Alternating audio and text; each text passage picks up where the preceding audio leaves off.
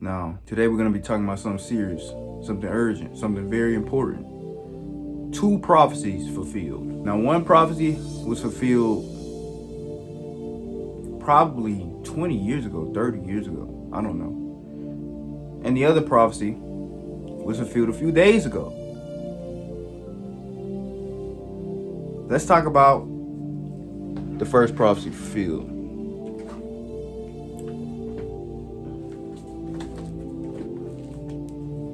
The book of Deuteronomy chapter 30 and verse 1. By the way, I'm reading out of the JPS Tanakh. So it's not going to be exactly like the King James Version. But I like this one just because it doesn't have that New Testament garbage at the end of it. Anyway, Deuteronomy chapter 30 and verse 1. When all these things befall you, the blessing and the curse that I have set before you, and you take them into heart amidst the various nations which Yahuwah your Allah has banished you, and you return to Yahuwah your Elohim, and you and your children heed his command with all your heart, just as I enjoin upon you this day, then Yahuwah your Allah will restore you all your fortunes, and will take you back in love. He will bring you together again from all the peoples where Yahuwah your Elohim has scattered you, even if your outcasts are at the ends of the world. From there Yahuwah your Allah will gather you. From there he will fetch you, and Yahuwah your Elohim will bring you into the land your fathers possessed, and you shall possess it. He will make you more prosperous and more numerous than your fathers. Then Yahuwah your Allah will open up your heart and the hearts of your offspring to love Yahuwah your Allah with all your heart and with all your soul, that you may live. Yahuwah your Elohim will inflict all those curses upon your enemies and foes who persecute you. Now, this is talking about if we do go under the curses that were mentioned in Deuteronomy 28, but then we later come to mind what we should, right? And we later start turning to Torah. We start turning to righteousness, and we remember ourselves and remember our God. Then Yahuwah, he said he was going to do all those things, but one of the things he said he will put the curses that were on you, he will put them on the people who have persecuted you, right? So with that being said, statistically speaking, black people in America are no longer oppressed by white people. Statistically speaking, right? So that's big, that's huge. Right after slavery, when blacks started learning how to read and write in America, we opened up our Bible and we opened up to Deuteronomy 28, and we realized that we were the children of Israel.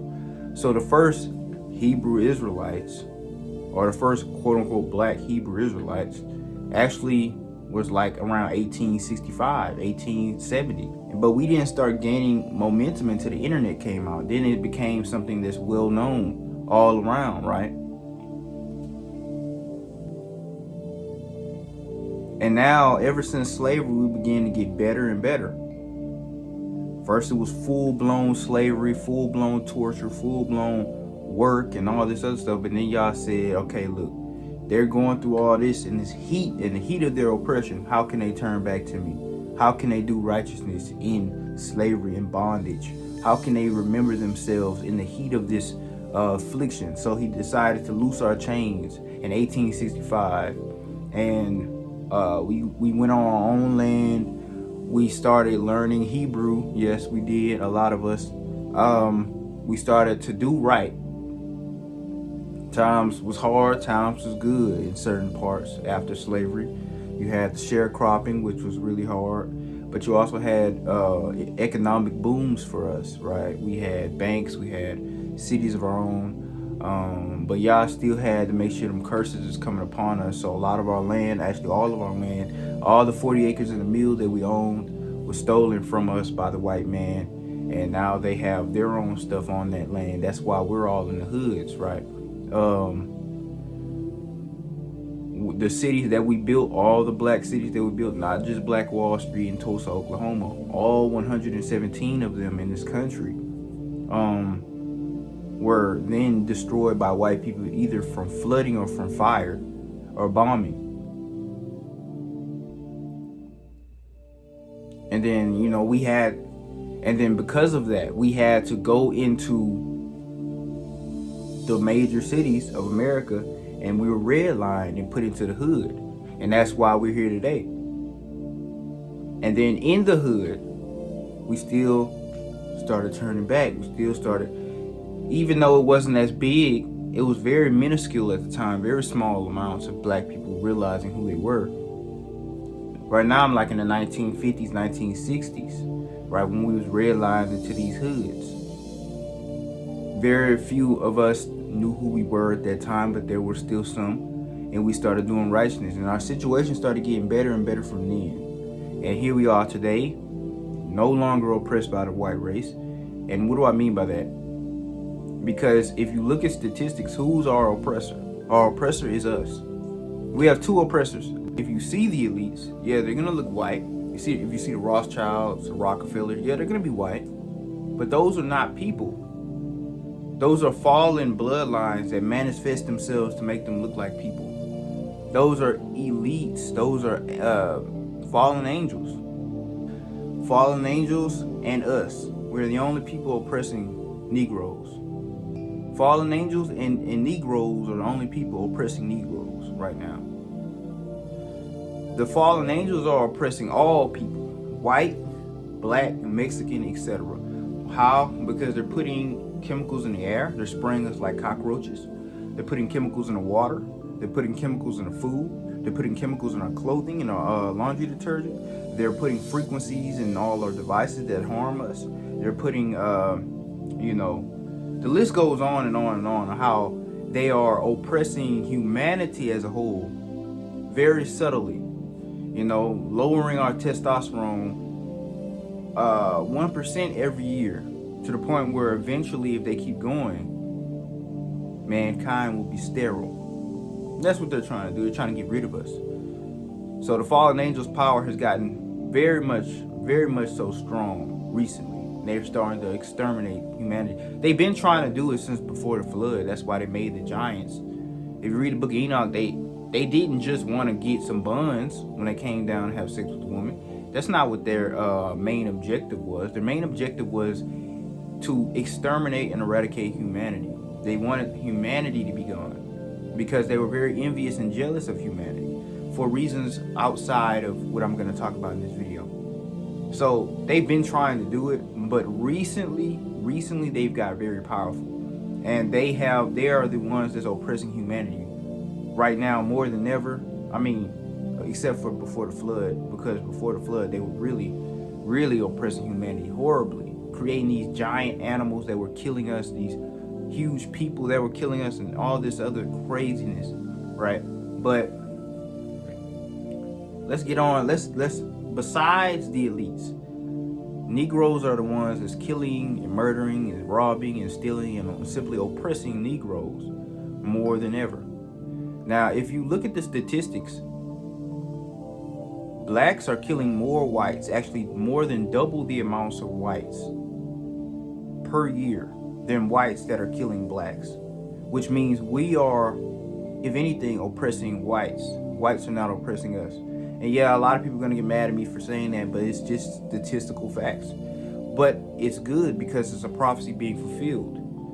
We're no longer being hunted of them. They are being hunted of us. And see, I'm not condoning the violence. If you're watching this video and you're black, do not go and just oppress or afflict any white man. Because if you're watching this video, you should be righteous. Let the heathen Negro do what the heathen Negro do. As for you, you should just be focused on Torah and being right, being merciful, being loving, being courteous, having hospitality, assisting people, being charitable, giving to people. That's what you should be worrying about. Being a great human being in the earth, being a light in the earth. Yes, the Negroes are going to be killing the whites more than the whites are killing the Negroes, as prophecy needs to be fulfilled in that manner, because the curses are falling off of us and onto them. But you should not intentionally go out and do it. Don't intentionally go out and start killing white people. No, that is not my message. My message is simply what is happening, right? And how it aligns with prophecy. But just let Yah do what Yah does. Don't go and try to interfere with it at all. Just right now, you just focus on Torah. Even when we look at the white on white crime, the white on white crime is now higher than the black on black crime, which means white people are now oppressing themselves. White people are in the same boat as black people now. Of course, they're not going to talk about it, but yes, a little bit more whites were killed by whites in 2018, and I'm pretty sure it's consistent with this year as well, than blacks who killed blacks. So as you can see, the curses are literally reversing, and they're reversing in reverse. So the things that are happening to us right now is happening to white people right now. And then things that happened to blacks, 200 years ago, 150 years ago, is going to happen to whites 150 years from now. I'm talking extreme bondage and slavery is going to happen to whites within 150 years. Really going to be less than that, but it's actually going to fall. All the things that happen to us is going to happen to them minus the extreme wickedness. And this is the look, let me tell you, the reason why the curses have to come upon the white man is because he still has karma.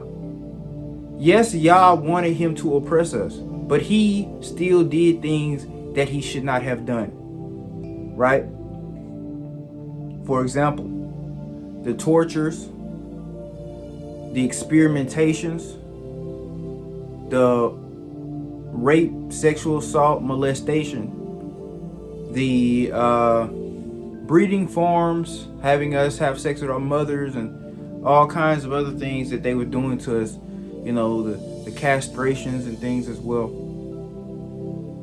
Those things are things that they did not have to do. You understand? This time, when they go into slavery, they're not going to be tortured. They're not going to be raped. They're not going to be having sex with their mothers.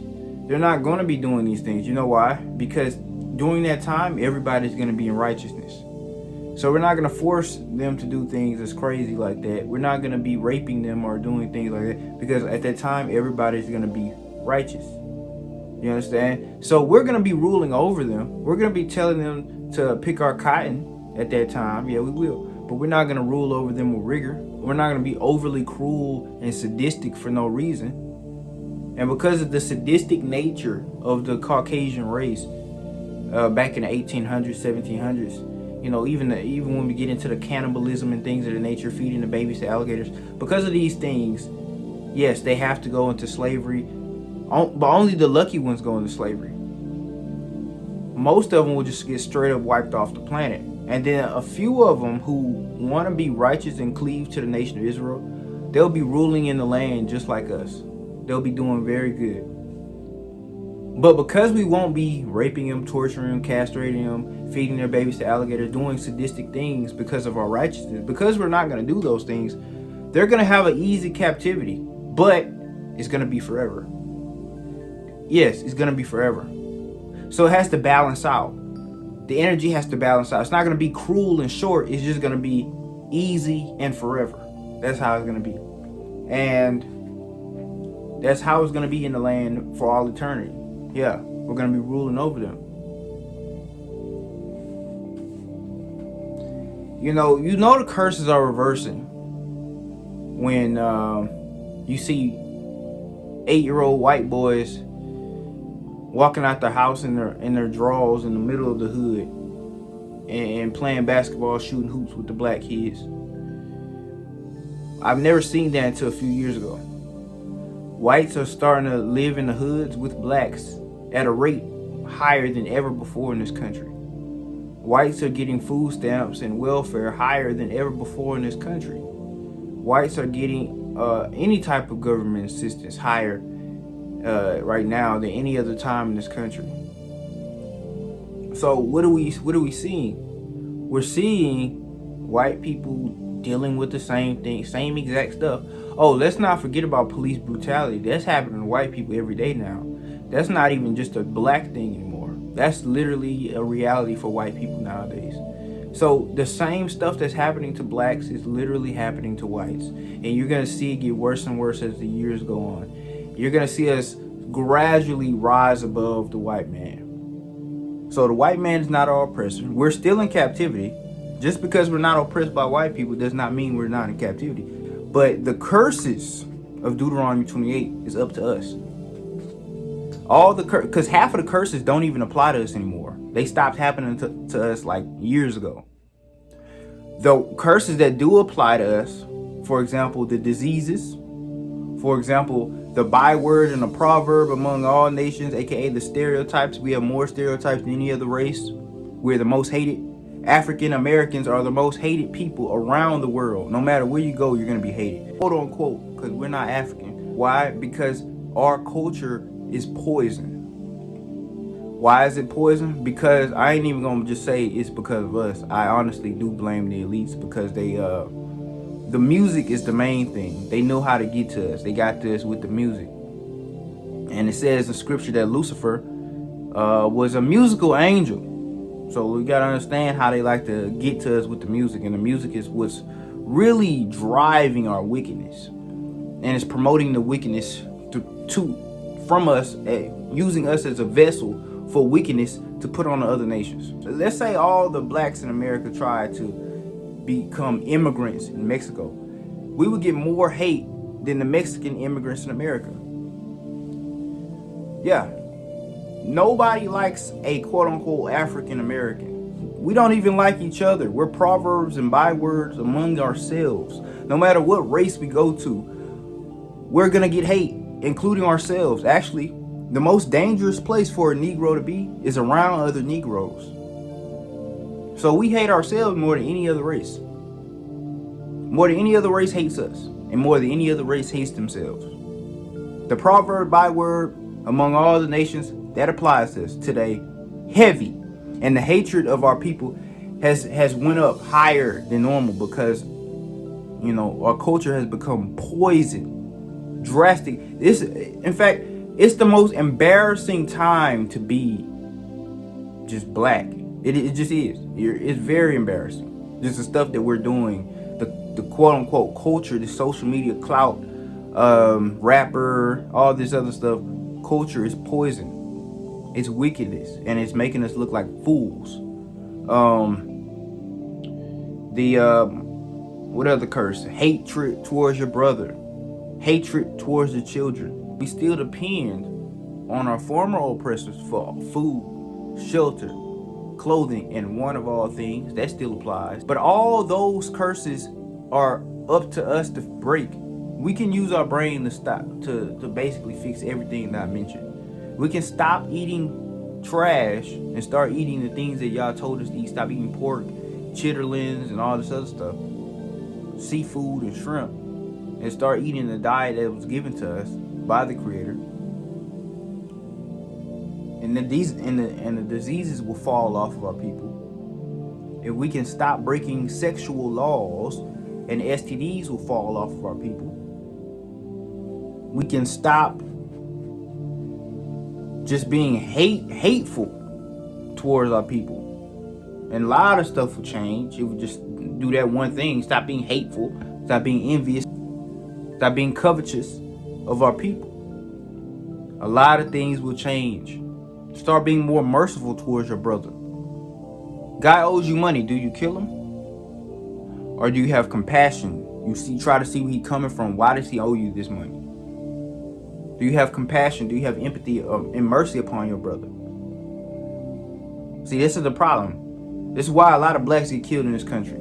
If we just simply apply mercy towards our brethren, then there wouldn't be all this killing. So if we just start doing Torah, the curses will naturally fall off of us. Because a lot of the curses are simply consequences of not keeping Torah. A large percentage of the curses mentioned in Deuteronomy 28 are not even stuff that Yah will supernaturally do. They're just consequences of a lack of order in your society. You have lack of order. Oh, now your society is chaotic and weak. Now other nations around you can close in and destroy you in war. That's what they did. They turned Indian tribe against Indian tribe. That's how they conquered us. If we would never hate each other from the beginning, that would never happen. You see that? If we just loved our brethren, just love your brethren, a lot of things would change. Just do what's right, and a lot of things would change. The white man would not have been able to conquer us as much if we were never divided in the first place. Just love your people. A lot of these curses are simply up to us to change our heart, and then they would simply just fall off as a consequence. But as you can see, the white man's strong grip upon Yah's people has loosened. They're not our oppressor anymore, it's us. And the elites. You can say, oh, systematic oppression. You can bypass that if you're just smart. You can bypass that. Come on. Systematic oppression is when you're in the age of information, you can bypass systematic oppression. And systematic oppression is very minuscule in 2023. Now, this prophecy was fulfilled about a week ago. I ain't even gonna say fulfilled. It's partially fulfilled because this happened many times before. But Jeremiah chapter 51 and verse 25. It's about Babylon. As we know, Jeremiah, the entire chapter of Jeremiah 51 is about Babylon. It's basically the Obadiah of Jeremiah, but about Babylon instead of Edom. So, in the book of Jeremiah, Yirmiyahu, chapter 51 and verse 25, it's talking about Babylon. It says, "See, I will deal with you, O mountain of the destroyer, declares Yahuwah, destroyer of the whole earth.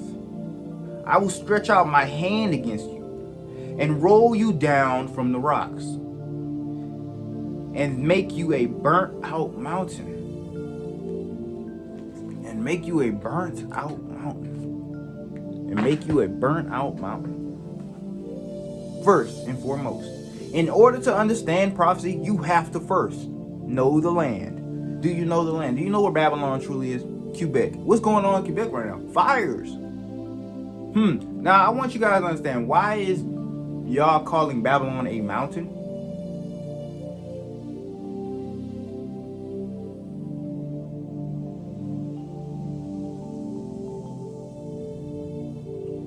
When we look in the Middle East, there's no mountains in modern Babylon. Actually, it's a very flat, bowl area. You know what I'm saying? So that's not a mountain. The Babylon of the Middle East is not a mountain. But what's the real Babylon? Quebec. If you look at a topographic map, of Eastern North America, you see the Appalachian mountain range, and then you see the huge mountain range covering most, if not all, of Quebec. This is called the Laurentian mountain range. A huge mountain range. One big mountain range. Babylon is one big mountain range, guys. Basically like one big mountain. Not high. It's not a high mountain. It's not a high mountain range. They're kind of like hills. Very inhabitable. That's how you know a huge civilization could live in that territory, because they're not big mountains like this. They're like sprawled out hills, kind of like the Appalachians. And people can easily live in that. And they did. That's why we got the Tower of Babel right there. The Laurentian mountain range basically makes Quebec technically one big mountain, because they're all connected. So with that being said, Quebec is literally a destroying mountain. Because at one point, Babylon lived in that area and they were destroying all the nations around. That's why Habakkuk said, "Woe to a nation that is founded upon blood." So Babylon, what was Babylon doing? They was going to Assyria, killing people, conquering that land. Going to Mizraim, killing people, conquering that land. Going to our holy land, killing people, conquering that land, etc., etc. And what else was they doing? They was cutting down the trees at a huge amount, a huge rate, to the point that says when Babylon gets destroyed, the trees will rejoice. They will celebrate. You know what I'm saying? So y'all seen how much bloodshed Babylon was doing. He seen how much damage he was doing to the earth. So y'all flooded Babylon out and destroyed the nation. Y'all said he would make Babylon a burnt mountain. How does a mountain burn? How can a mountain like this burn? It can't. A mountain like this cannot burn because it has no trees and it's not volcanic. So there's only two ways for a mountain to burn.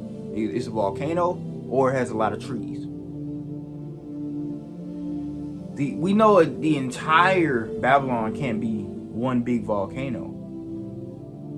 So it must have a lot of trees, which the modern Babylon does not have. It's mostly desert. And neither is it mountainous. Neither does it have islands, but that's for another, story. Also, it doesn't have willow trees like Quebec does. And like scripture talks about Babylon having willow trees. And it doesn't have a 3-day walk circumference circle that is the ruins of the Tower of Babel either. Didn't have that either. So with that being said, it's not Babylon, guys. The real Babylon is Quebec. Also, in the Middle East, Ezekiel would not be able to see the whirlwind from the north or the crystal-like colors in the sky in, Iraq. That's something that you see, aka the Northern Lights, Aurora Borealis. You see that in Canada, Quebec. That's the real Babylon. So that's how it's a burnt mountain. Because we already know about the wildfires that are happening in Canada. About 1,000, 2,000 years ago, around 2,000 years ago, Babylon was flooded. And then after it flooded, a whole bunch of trees began to overtake that area. And now it burns, and it burns, and now guess what? The smoke from the fire is going down south, affecting all the areas, the major cities of Quebec and all the major cities of Massachusetts, New York, even as far to Ohio, Maryland, Pennsylvania, etc. That smoke is blowing and covering all of ancient Babylon right now. And the smoke is only in major cities. So the people who live there are being affected because Yah is putting punishment on the people who live there now. That's their punishment. All that smoke you see is a punishment. Yeah, it's not a major punishment. A lot of people's not dying because of smoke. But it's an inconvenience. And a lot of times Yah's punishments are simply just inconveniences.